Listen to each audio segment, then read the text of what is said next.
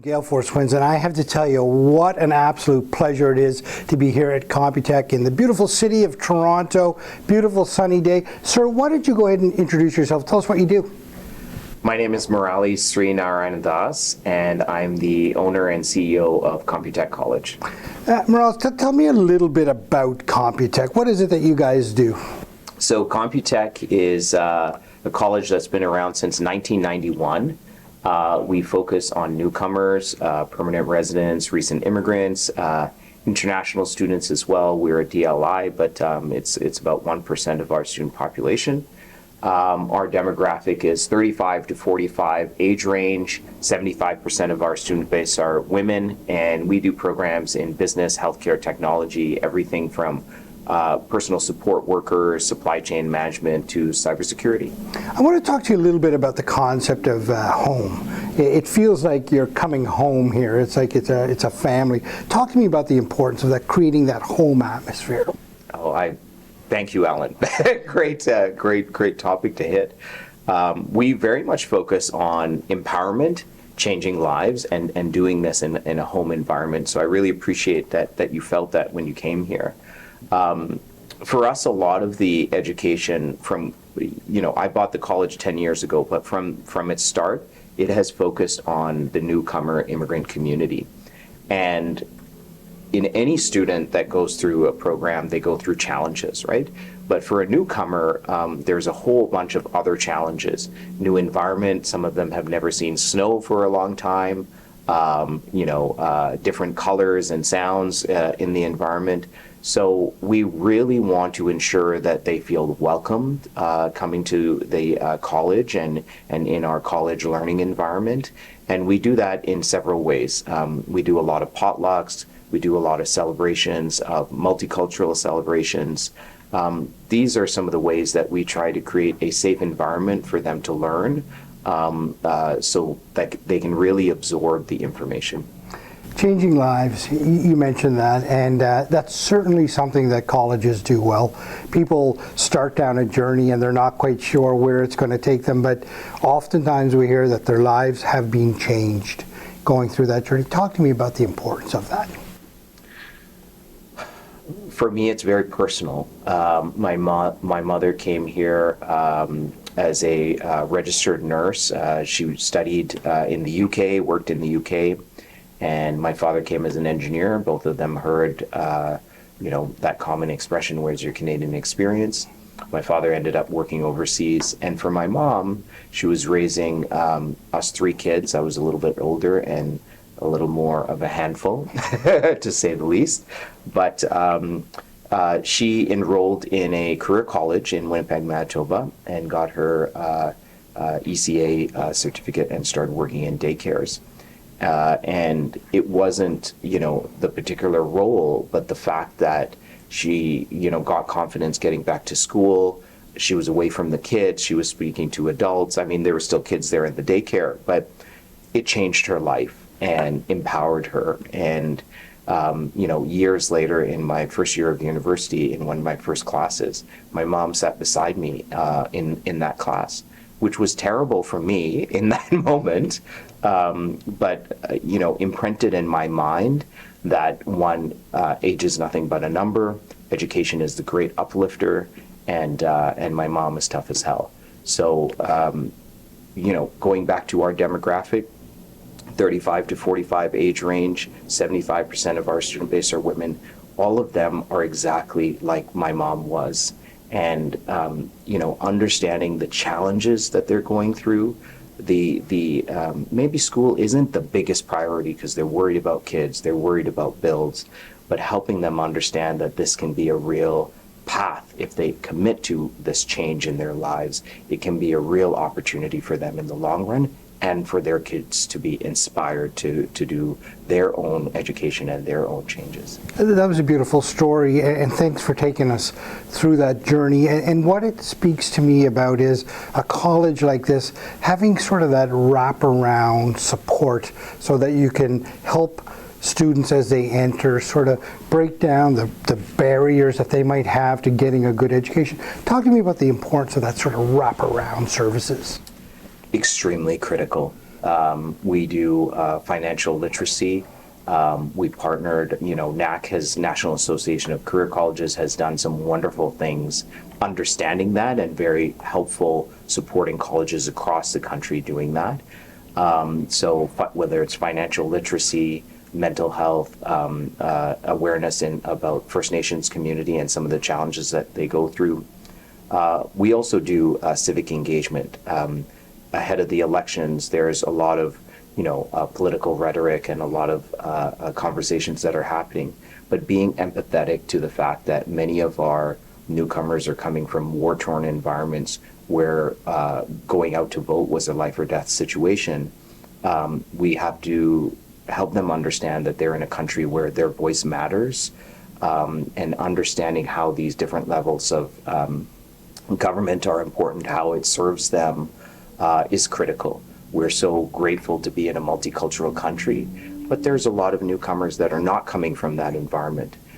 So we want them to really not just survive, but thrive in Canada, Alan. And that I take as a responsibility in the college that, yes, there's this education component, but if we are really want them to thrive in Canada as Canadian citizens, we want to expose them to all aspects, including how they can save, plan for their children's future, a plan for their retirement through financial literacy, understand what's happening around them in terms of government, in terms of, simple things like who handles the garbage or who handles snow removal in the city, to important things like immigration when they think about their families back home that want to come. So these wraparound services are critical because when they go into the workforce, they are, again, in a multicultural environment and they're exposed to things that are new to them. So when we create this safe environment in the classroom, not only are they better prepared, if there's something that maybe we haven't prepared them for, no one is perfect, they know that there's a safe place they can come back to upskill. Yeah, I love the way that you position Computek in your community and all of those things that wrap around your student and indeed wrap around Computek. Computek doesn't sit here alone in Scarborough. You are a member of this community. Talk to me about the importance of being a good member of the community as an academic partner. Yeah, you can't do it alone. I mean, as an individual and as an organization, there's a lot of partners that we work with here. The YWCA is actually, in fact, in this building with us on the 3rd floor. We're on the 4th. We've worked with them over the years. The Afghan Women's Center is down the street from us. So it is about working with these different partners to understand, they do some great things. We're focused on the education part. How can we work together and provide a great quality wraparound service? We did some work with Skills for Change on the cybersecurity side. Again, this wasn't our specific demographic. We went into underrepresented communities in cybersecurity, people of color, youth that are not necessarily kind of intimidated. They think it's a lot of highly technical stuff, which certain aspects are, but there's other less technical opportunities. So partnering with an organization like Skills for Change, the YWCA, we do work with Scarborough Health Network in the hospital side, healthcare side. These are critical. They have a certain level of expertise matched with our expertise. It just provides a better quality service. And I love the way that when you start into those conversations, you start to begin to understand the needs of your industry partners, of your community partners. And the one thing that's really cool about a college is that you have the agility to shift programs, and you can be very innovative in how you, like cyber, respond to those needs. Talk to me about the importance of being agile as a college and responding to those needs. It's huge. It's huge. Especially, you mentioned cybersecurity and the technology side. We work with industry partners, and we're working directly with these employers. We're 30 plus years in the education space, so building that trusted relationship with them is critical. And that means hearing their perspective. What are their needs? and being able to incorporate that immediately into the programs is critical, right? So it could be even just a side workshop, but some of the employers now, they're talking about labor challenges. They're talking about these soft skills that folks need. It is also just as critical, Alan, that employers are incorporated not just in curriculum, but in assessment and the student's journey, right? If you think about our accounting program, an accountant that goes through the program, and then Toronto Raptors who comes looking for an accountant, and the Toronto Library who comes looking for an accountant, those are two different kind of soft skill environments, right? So we work directly with partners, employment partners, and get them to dictate curriculum, come in for workshops. And I think that flexibility is quite unique in our space. And obviously something that we really dig deep into. You know, I mean, that sounds wonderful. I want you to speak. I came in here to Computek this morning. I had never been in your building before, ever. And there's a good vibe here. Like, there's a good vibe. People are friendly, they're inviting. Tell me what the team means to you. A huge, a great deal. You can't do anything without a team. But, you know, Richard Branson talks about he doesn't focus on his customers, he focuses on the team. If you really support the team, if they buy into the vision, that's going to, they're going to pass that on to the customers. And in this case, our customers are our students and employment partners. So having people believe in the things that we do are critical, but also allowing the team to have a space to dictate policy and how we run things is important. An organization is the people within it. So you want to ensure that they have a voice. You know, something we're very proud of, Alan, here at Computek is we don't charge extra for international students. Domestic and international students pay the same price. That's not a decision, a business decision, because we could make a lot more money doing that. That is a decision based upon values of our organization and recognizing and being empathetic to the journeys that international students have as they come to Canada. That's a team decision. And I'm very proud that we have created a space that people can voice their opinions and dictate some of the policy this organization is doing. You know, maybe some team members would say not everything is heard, but or everything is implemented, but it is important that everything is heard. Right. That is very important. And you know, we think about a multicultural environment that we have in Canada, and I'm a big believer, Alan, that that positions Canada as a global leader in this very nationalistic kind of trend that's happening globally right now. I think Canada has an opportunity to stand out to say, here is a nation that is multicultural focused, where you can embrace your culture and be Canadian and show leadership globally. So for us, how do we create that environment within our organization? What is multicultural? What does diversity mean? It means different cultures, yes, but it also means, you know, here at Computek, we have 20-year-olds, 30-year-olds, 40-year-olds, 50-year-olds, 60-year-olds, and 70-year-olds working together. What does a 20-year-old and 70-year-old look like in a boardroom? How is that conversation happening? I can tell you it's very challenging at times, but it's critical, right? It's critical. That 20-year-old has something very important to share. That 70-year-old has something very important to share. So how are we creating the environment where they can speak, be heard, and come to some kind of consensus? That's me saying whatever on camera, some beautiful things, but really it's the team that dictates how that is implemented and does that actually happen.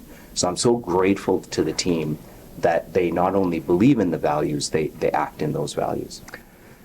Talk to me about the students. What do the students mean to you?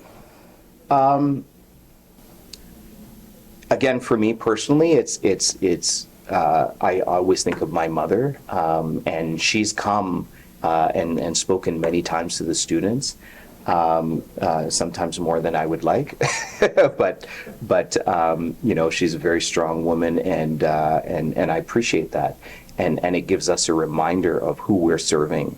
Mother is the name of God for most children, right?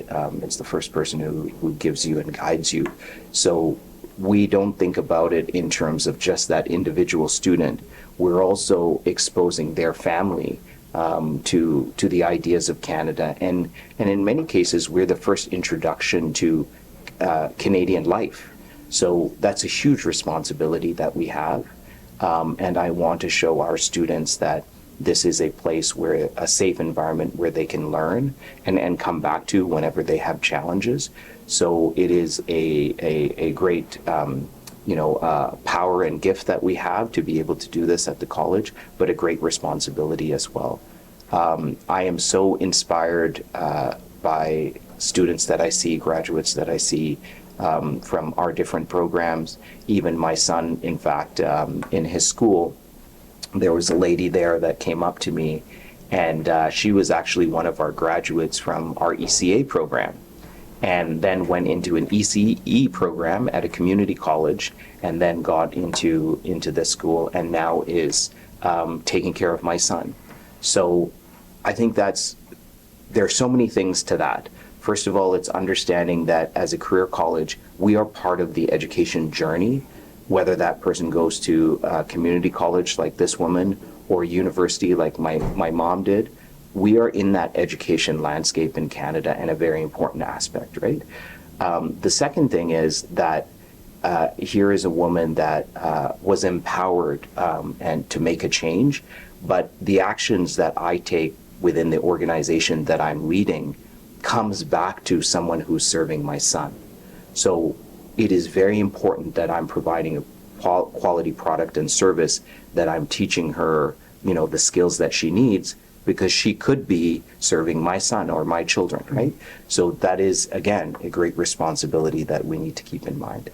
I want to thank you for inviting us into your institution and into your journey. It's been wonderful. It's clear that you're making an impact not only on your community, your staff, but the students that come through here. All of that stuff doesn't happen without solid leadership. So thank you very much for your leadership. Thank you, Alan. I appreciate that. Thank you very much. Thank you for coming here today. We really appreciate you here.